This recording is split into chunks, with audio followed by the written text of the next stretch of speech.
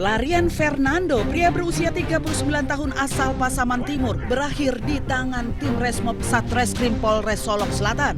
Residivis pencurian hewan ternak yang menjadi buronan ini tidak berkutik saat disergap petugas di kawasan Jorong Durian Taruang, Nagari Lubuk Gadang. Ironisnya, pelaku ditangkap saat sedang tertidur pulas di rumah temannya. Petugas kepolisian mendapati senjata tajam jenis pisau yang diselipkan di pinggang pelaku. Fernando diburu petugas setelah diduga kuat terlibat aksi pencurian 1 unit aki mobil serta penggelapan 1 unit sepeda motor yang merupakan milik anggota keluarganya sendiri. Polisi menyita 1 unit aki mobil hasil curian, sementara itu 1 unit sepeda motor yang digelapkan hingga kini masih dalam proses pencarian intensif di lapangan. Pelaku ditemukan sedang tidur di rumah salah satu rekannya. Dan diketahui juga bahwa pelaku menggunakan senjata tajam untuk melindungi diri. Untuk pelaku sendiri merupakan, setelah dilakukannya penyelidikan, pelaku merupakan residivis perkara pencurian hewan ternak. Guna mempertanggungjawabkan perbuatannya, kini Fernando beserta barang bukti berada di Mapolres Solok Selatan. Atas aksi kejahatannya, pelaku dijerat pasal berlapis tentang pencurian dan penggelapan dengan ancaman hukuman penjara maksimal 9 tahun. Dari Kabupaten Solok Selatan, Sumatera Barat, Budi Sunandar, iNews melaporkan.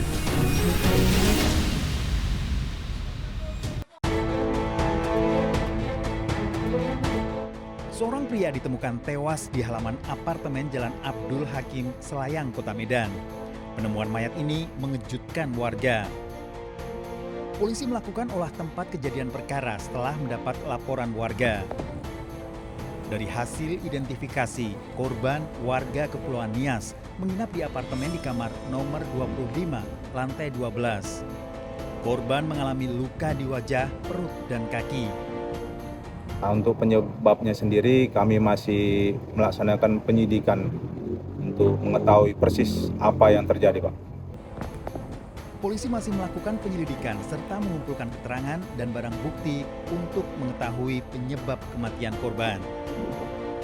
Dari Medan, Sumatera Utara, Ahmad Ridwan Nasution, iNews melaporkan.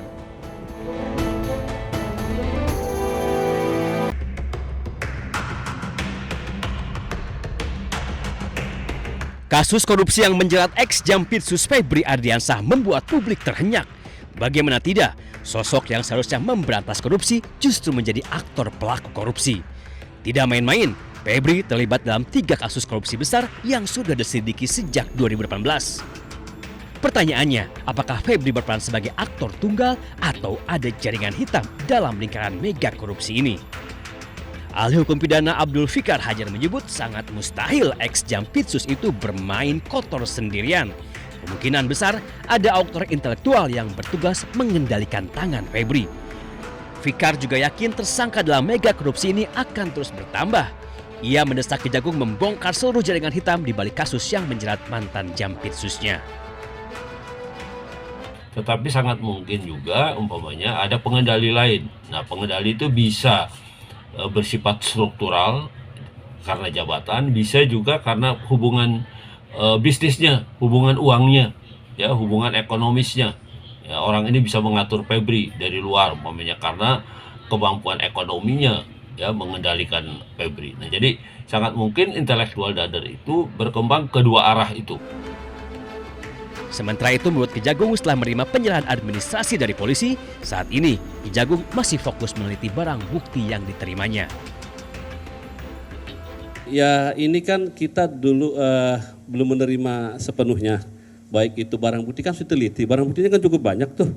Yang jelas nanti kita harus sesuai dengan hukum acara. Apalagi kan kebetulan yang disangkakan ini kan penegak hukum, kita juga harus hati-hati. Don Rito dan ex-Jampitsus Febri Ardiansah ditetapkan sebagai tersangka 3 mega korupsi, yakni pengadaan batubara untuk PLN, korupsi PT Asabri, dan PT Krakatau Steel. Sebelumnya, polisi sudah menggeledah 13 lokasi. Yang menggemparkan, dari rumah Febri di Sentul, Jawa Barat, polisi menemukan 74 kg emas batang dan uang tunai 476 miliar rupiah. Tim Liputan iNews melaporkan.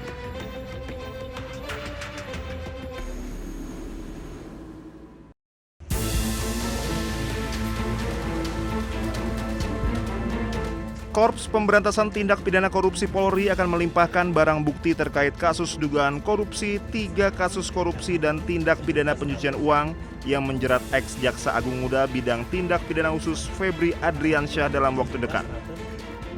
Kabak Ops Kortas Tipikor Polri Kombes Ahmad Yusuf Afandi mengatakan pihaknya akan segera melimpahkan barang bukti kasus korupsi yang menjerat ex-Jampitsus Febri Adriansyah serta pihak swasta Don Rito ke pihak Kejaksaan Agung. Pelimpahan barang bukti dilakukan setelah kepolisian melimpahkan berkas kasus Febri dan Don Rito kepada Kejagung. Pelimpahan barang bukti itu akan dilakukan secara bertahap untuk nantinya bisa ditindaklanjuti. Sebelumnya, Febri Adriansyah ditetapkan menjadi tersangka dalam perkara kasus dugaan tindak pidana korupsi dan tindak pidana pencucian uang. Penetapan itu diumumkan bersamaan dengan pelimpahan penanganan 3 perkara dari Polri kepada Kejaksaan Agung. Ketiga kasus tersebut yakni dugaan korupsi batubara, Asabri, dan Krakatau Steel. Selain Febri, ada juga tersangka lain yang ditetapkan yakni Don Rito. Penetapan tersangka dilakukan setelah penyidik memeriksa 15 saksi, 2 orang ahli, serta melakukan penggeledahan di sejumlah lokasi. Tim Liputan iNews melaporkan.